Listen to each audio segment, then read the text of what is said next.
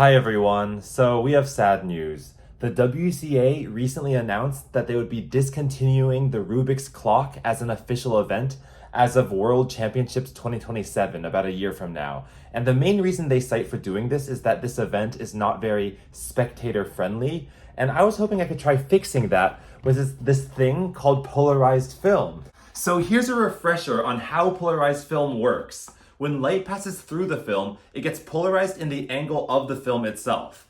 But the difference in angle of polarization before and after the film tells you what percentage of light actually makes it through. What does this mean in the real world? Well, if we have two sheets of film and they're aligned in the same direction, then if we overlap them, light can still make it through just fine. Look at this logo on my shirt. You can still see it through both sheets of paper. But if I rotate one of the films 90 degrees, they become completely opaque. And why is that? Well, the true factor is the cosine of the difference of the angles. So here, the angle difference is 0, they're aligned the same. Cosine of 0 is 100%. Cosine of 90 degrees is 0%, it becomes opaque. And then cosine of 180 degrees, once again, I guess it's -1, but you can think of it as 1. You can see the light once again. We can see even stranger effects when we look at 3 sheets of polarized film at once. We can take 2 sheets of film and put them at a 90-degree angle from each other, and none of the light makes it through. So our baseline light source is this glow-in-the-dark pencil, and none of the photons from it can make it through this opaque layer. But if we take a third piece of film and put it at a 45-degree angle between the two, the pencil becomes visible again. And why does that happen? Well, when a photon exits the pencil originally, it gets polarized to be vertical from this film, and then it hits the horizontal layer, and that is just so stark of a change, a 90-degree angle, that none of it makes it through. But with two 45-degree angle changes, that's actually quite doable. I would say it's like stair-stepping into a cold pool of water versus jumping in all at once. Stair-stepping is just so much easier to do. So the pencil becomes visible, and this third layer of film kind of feels like a sheet that has almost negative opacity, allowing things to be seen more easily. And this is a quantum effect. Really cool stuff. Now, what about the Rubik's Clock, the puzzle that's about to be discontinued? Well, we have 9 clock faces on the front and 9 on the back. We can turn these dials to change the angle of these clocks, and these pins in the middle between the clocks tells you which clocks go along for the ride. So when these are up, these 6 clocks all turn together. If these 2 are up, then these 6 clocks all turn together. And then if this pin is down, then the corner clocks turn together. And then this also affects the back as well. So the goal of this puzzle is to turn it so that all 18 clock faces point to 12 noon, which is marked by this red thing on top. I'll do a clock solve now, and I'll start by trying to align these clocks here like this and continue around the puzzle. And I'm not the best clock solver, but the best clock solvers in the world average about 2.5 seconds to solve the puzzle, with the world record being 1.5 seconds. Now you may start to see why people are calling this event not very spectator friendly, and that's because, well, in order to see whether the clock is fully solved or not, you have to get very close to the puzzle. So there we go, all of them are 12 north. If you were to compare it to the Rubik's Cube, when this is solved, all the colors on all faces immediately look the same, which is very visible even from 100 feet away. But for the clock, you really have to check. Are all 18 clocks truly at 12 noon? You have to flip it over, check both sides, and be within basically 1 foot of the puzzle to really verify that these tiny pieces of plastic are indeed pointing up. If it was like this, someone from far away might not notice that that's not solved. So here's what I'm gonna try to do. I'm gonna disassemble my Rubik's clock and put little pieces of polarized film in the clocks such that when they're rotated off by 90 degrees, they're covered black. And then when they're solved, they turn white or transparent. And then that way, even without looking at the dials, from far away, you just see all these sort of black or slightly gray circles. And as someone is solving it kind of randomly and haphazardly, you see these black and white circles flicker in and out, but then when it's solved, they should all go white. Now, I don't know if this is gonna work, and I'm also aware that when it's off by 180 degrees, it'll also look solved, but I wanna give it a try. I have never disassembled a clock before, so let's give it a go. Polarized film, let's do it. Now it's time for a time lapse. I started by unscrewing the 4 screws on all sides of the clock to pull apart the glass container and give me access to everything on the inside. I was worried this was going to be more work, and I thought maybe it was glued shut, so I'd have to pry apart the glue, but there was actually no glue on this version, and the glass case came off really easily. And what's really nice is that the 9 little clock faces are easily accessible after I removed it. I was also worried that I'd have to pull apart the gears themselves, but that didn't need to happen. So next, I'm cutting out these circular shapes out of the polarized film. I learned that I had to add a little nick mark at the top of the circle so I'd remember what the orientation of the circle was, because without that, I might accidentally rotate the circle in the wrong way. Also, notice that I'm using super glue instead of regular glue here. This will become a relevant topic later. I chose that because I really didn't want the polarized film to shift at all compared to the plastic clock face underneath. So it's okay, this is the first demo so far. So see the clock in the upper right? Bad. Solved. 3 off, 2 off, 1 off, solved. So it looks like 1 off won't be that obvious. 2 off is already almost black, and 3 off is fully black. So that was a pretty promising demo, and it actually gave me a lot more confidence to finish this project. So in this time lapse, I'm cutting out more circles and adding them to more clocks underneath.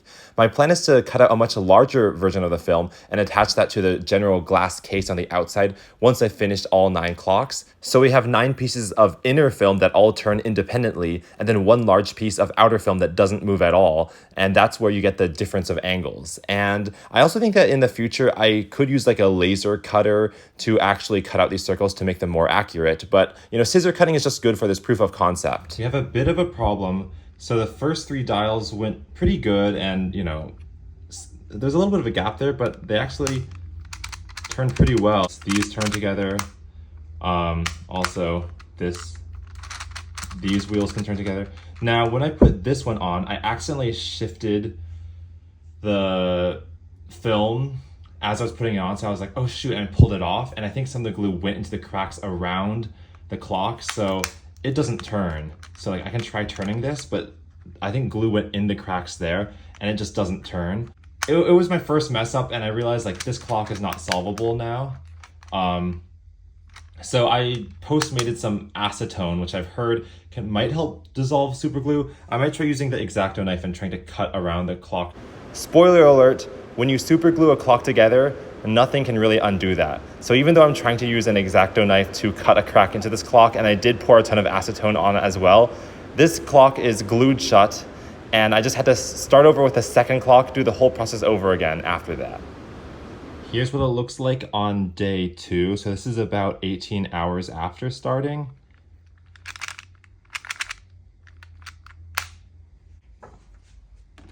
Just double checking that everything still works 18 hours later.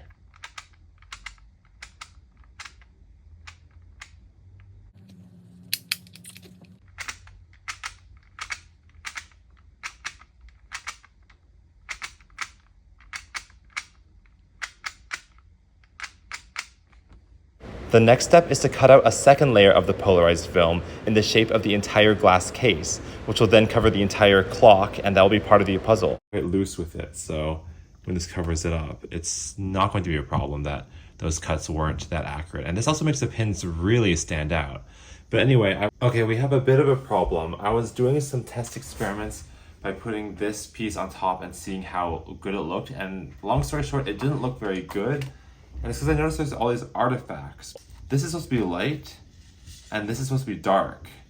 But I think you're already seeing that, like, there's some stress points. Look at that. That's not correct. This should be like the same color all throughout. But you see how there's like an X of darker colors here, and there's also darker colors here, here, here, and here. And then if I rotate it the other way, it's inverted. Now there's a light point of X in the middle, and then lighter points here, here, here, and here.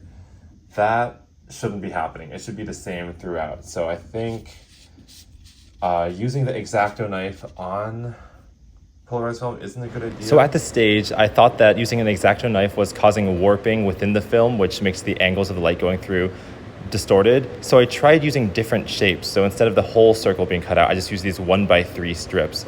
But long story short, that also caused distortion.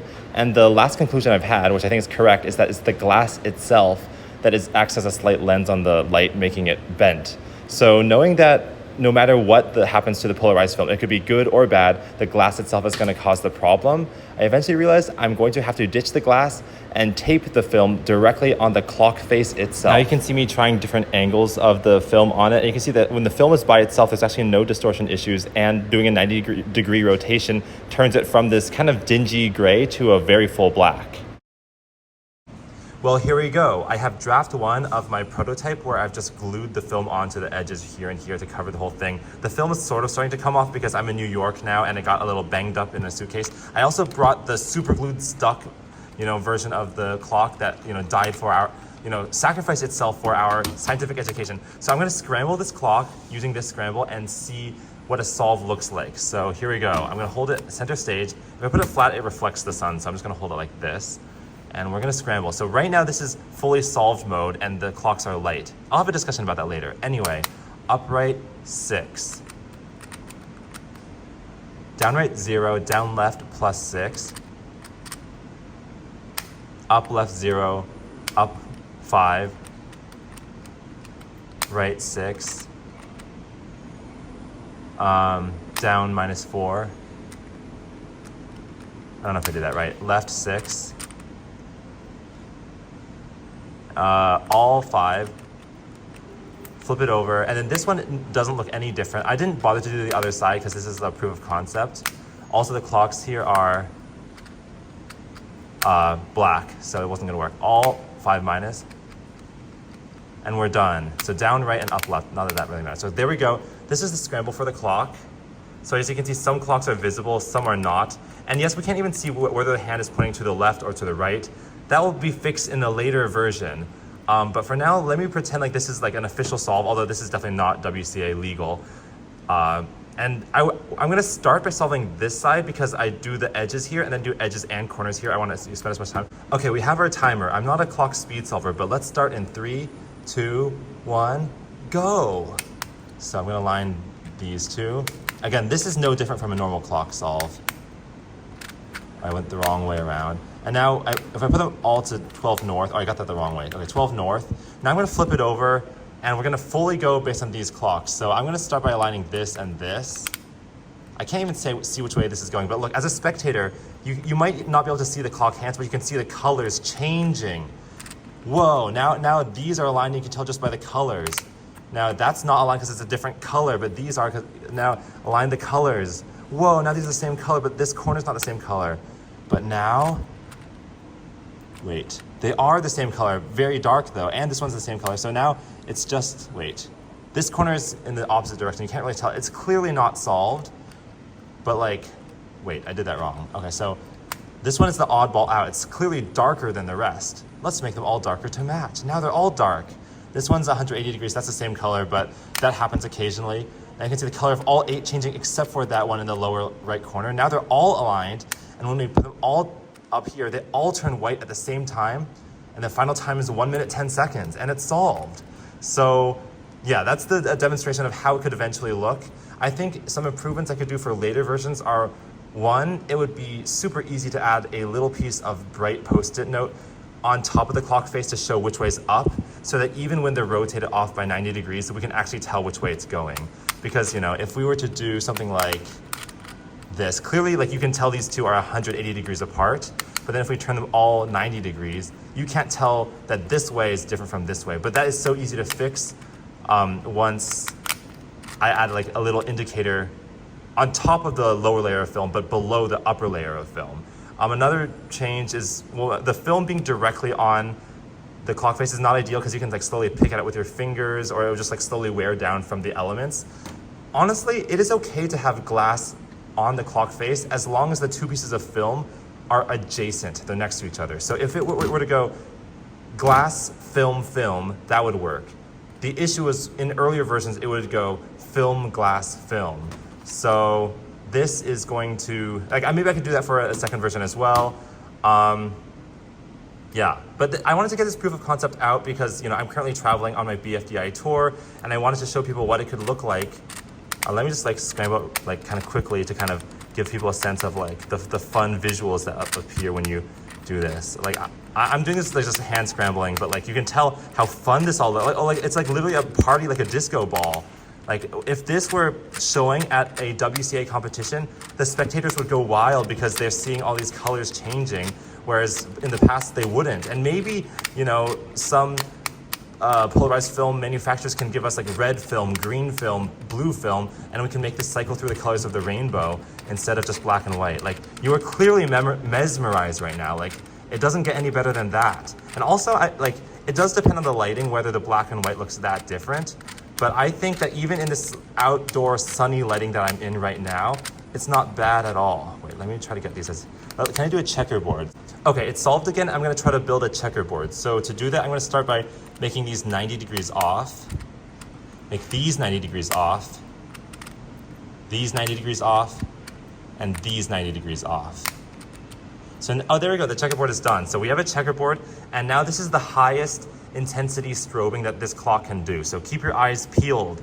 This is an experience that no clock solver has ever seen before. The amount of contrast between adjacent clocks is literally this is 21st century clocking right now. So yeah, if you're mesmerized by this, if you think this should be added or kept in the WCA, then hashtag save clock. I hope this will change anyone's opinion who wants to remove clock, because you just gotta keep stuff like this in the organization for as long as possible. Okay, yeah, well, thanks for watching. Let me just revert this to solved again. Oh, I messed it up. How do you messing it up?